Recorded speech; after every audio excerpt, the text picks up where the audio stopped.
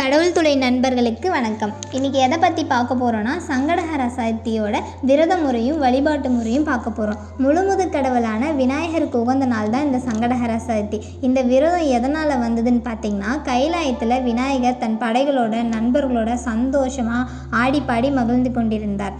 இது வான உலகத்தில் இருந்த தேவர்கள் எல்லோருமே பார்க்குறாங்க.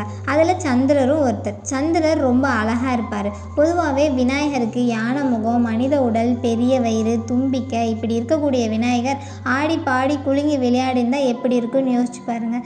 சந்திரருக்கு அதை பார்க்கும்போது கேலியும் கிண்டலுமாக இருந்தது. இதனால் கோபம் கொண்ட விநாயகர், உன் ஒளி மங்கி போகட்டும் அப்படின்னு சாபம் கொடுத்துட்றாரு. சந்திரனுக்கு அழகே ஒளி தான். தன் ஒளி குறைந்து கொண்டு வருவதை உணர்ந்த சந்திரன் எந்த கடவுள்கிட்ட சாபம் வாங்கணுமோ அதே கடவுள்கிட்ட சாப விமோச்சனம் பெறுவதற்காக விரதம் இருந்து வழிபாடு செய்கிறாரு. அந்த விரதம் இருந்து வழிபாடு செஞ்சு சாப விமோச்சனம் பெற்ற நாள் தான் சங்கடஹர சதுர்த்தி. பொதுவாகவே சங்கடஹர சதுர்த்தி பார்த்திங்கன்னா யாரெல்லாம் கும்பிடலான்னா, குழந்தை இல்லாதவங்க, திருமண தடையாக இருக்கவங்க, வேலைக்காக காத்திருக்கவங்க, மனக்குழப்பம், தீராத நோய், இந்த மாதிரி எந்த பிரச்சனையாக இருந்தாலும் நம்ம சங்கடஹர சதுர்த்தியை வழிபாடு பண்ணலாம். என்னால் முழு நேரம் விரதம் இருக்க முடியும் அப்படிங்கிறவங்க இருக்கலாம்.